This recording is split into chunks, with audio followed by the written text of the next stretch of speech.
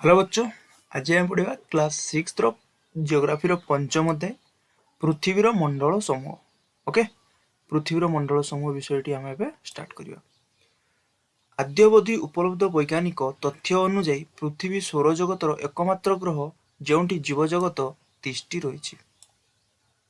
बुझिपार कौन आमर पृथ्वी सौरजगत पृथ्वी गोटे ही ग्रह जो कौन जीवजगत रही। जीवजगत कौन जो जीव अच्छा जीवन अच्छी जहाँ से कह जीवजगत।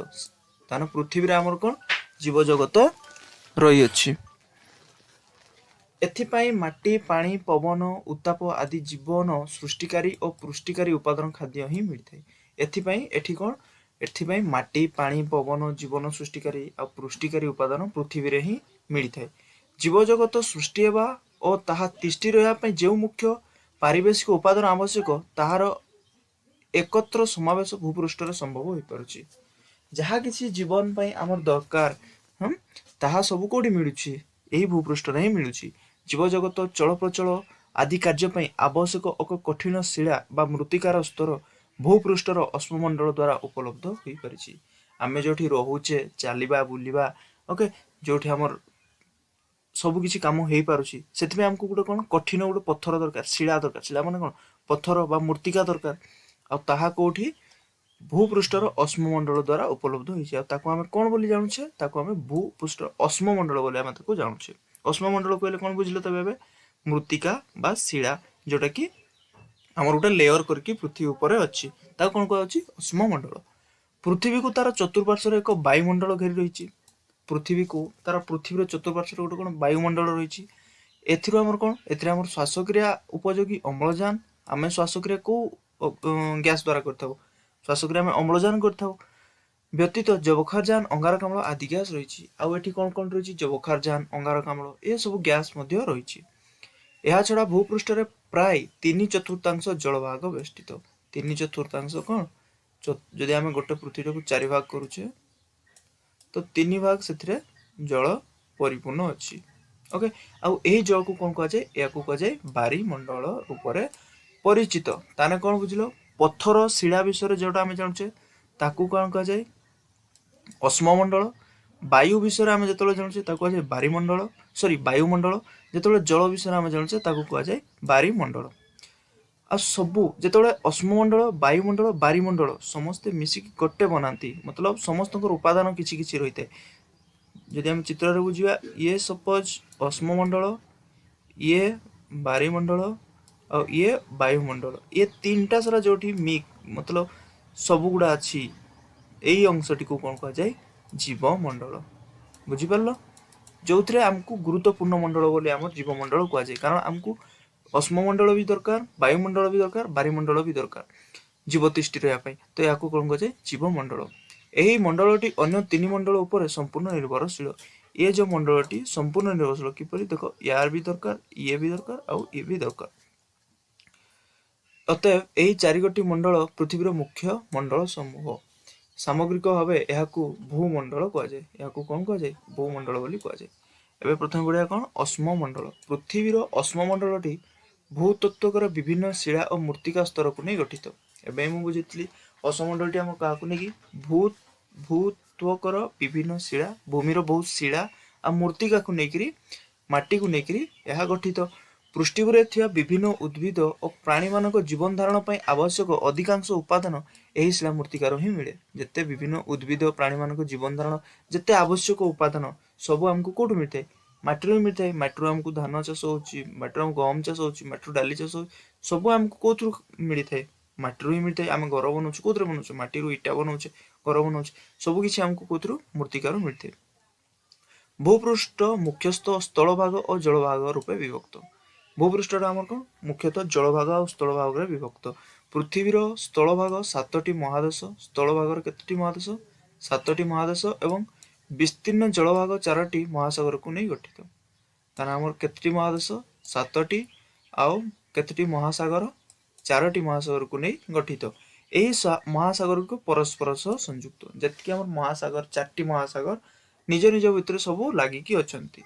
ओके कौटी भी बैरियर नहीं कौटी भी गोटे एमती पहाड़ कि किसी जिनस माटी एमती नहीं जोटा को समुद्र को महासागर को अलग कर महासागर जलस्तर सबुठारे समान आ यार जलस्तर सबुठारे समान एणु विभिन्न स्थान रे उच्चता समुद्र पतन ठारू हिसाब करा जाए सेतिपय हमकु कोन कहे सबुठारे उच्चता हमकु कोन समुद्र पतन ठारू हिसाब करा जाए पृथ्वीर सर्वोच्च गिरिशृंग एवरेस्ट रो उच्चता होची 8848 मीटर ओके पृथ्वीर जो गिरिशृंग अछि सबुठु बड़ गिरिशृंग ओके सर्वोच्च गिरिशृंग तार हाइट केते 8848 मीटर माने 9 किलोमीटर अप्रोक्सीमेटली 9 किलोमीटर पृथ्वीर गभीरतम सामुद्रिक क्षत मारियाना प्रशांत महासागर रे अवस्थित आ जो हमर सबुठु बड़ ग्रत केते 11022 मीटर जहाँकि याठू भी बड़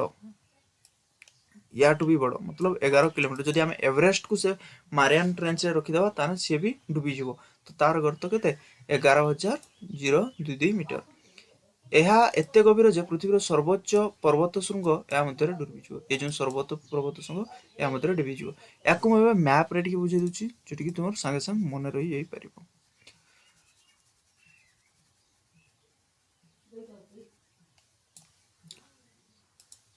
ଯଦି ଆମେ ଇଣ୍ଡିଆ ମ୍ୟାପ କୁ ବନେଇ ଦେଖିବା ଦେଖ ଏ ହଉଛି ଆମର ଇଣ୍ଡିଆନ ମ୍ୟାପ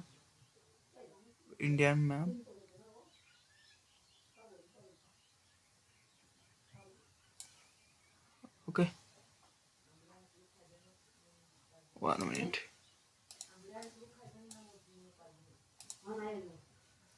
ये होची तुम इंडियन मैप ये होची ओके तो ये होची हमर कोन एवरेस्ट अछि ओके ये होची एवरेस्ट प्रशांत महासागर को देखिबा प्रशांत महासागर को जते देखिबा हम कोन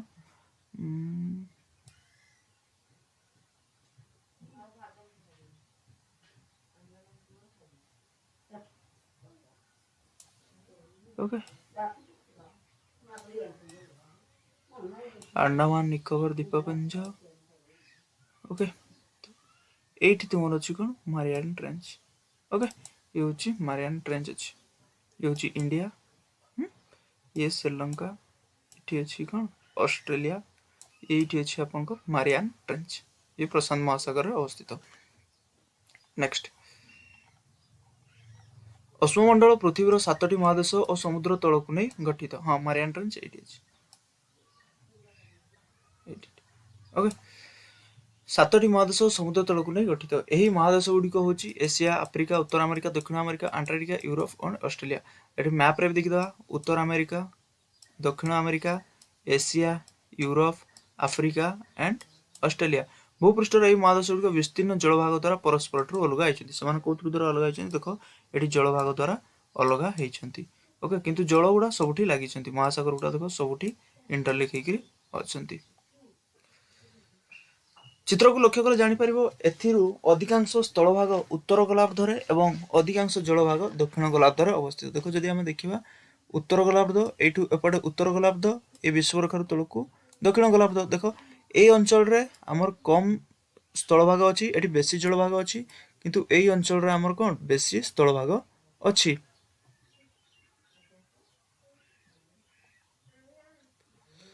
बारीमंडल ए पढ़िया कोन बारीमंडल भूपृष्ठर जलभाग परिमाण स्थलभाग ठारू ढेर अधिक आम एवं पढ़ते हिसाब कर देखा स्थलभागर आयतन 29 भाग मात्र स्थलभाग केते भाग 29 भाग जलभाग केते भाग 71 भाग भूपृष्ठर जलर कठिन तरल और बाष्पीय अवस्था थाए जल कौन कठिन अवस्था थाए कठिन अवस्था कौन बरफ तरल अवस्था तो जान तरल पानी बाष्पीय अवस्था थाए यही जल महासागर सागर ह्रद व्यतीत पार्वती अंचल तुषार राशि और हिमबाह नदी केनाल प्रभावान धारा भूगर्भ संचित जल वायुमंडल जलीय बाष्प रूप थाए पानी कौटी थाए देख आम जो गिरिशृंग देखा से कौन तुषार राशि अनुसार थाए बरफ थाए हाँ हिमबाह जहाँ कहे नदी रे थाए केनाल रे थाए पुणी पानी माटी तले थाए आउ कौन वर्षा रूप वायुमंडल जलीय बाष्प होइकी थाए यही समस्त जल को नहीं आम बारीमंडल गठित ए सब को नहीं आम कौन बारीमंडल गठित बारीमंडल कौन पानी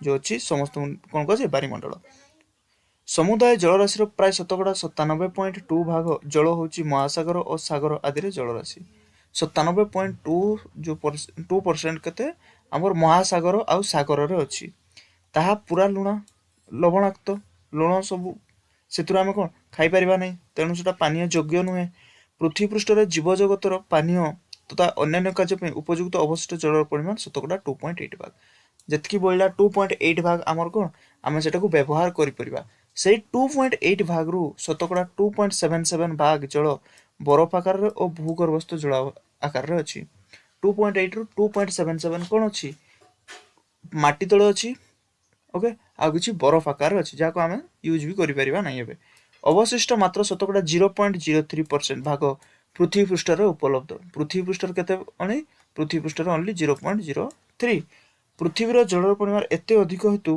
यह मध्य जलीय ग्रह वाटर प्लानेट बा नील ग्रह ब्लू प्लानेट बोली कहुए या कौन कहुए जलीय ग्रह बोली कहुए वाटर प्लानेट आ गोटे कौन नील ग्रह बोली कहुए मात्र पृथ्वीर जलभाग परिमाण एते अधिक थाई मध्य सेठारे जीवजगत उपयोगी जलर परिमाण बहुत कम किंतु बहुत पानी थी जीवजगत कम पानी यूज हो पार्ची आउ यार संकट देखा जाए।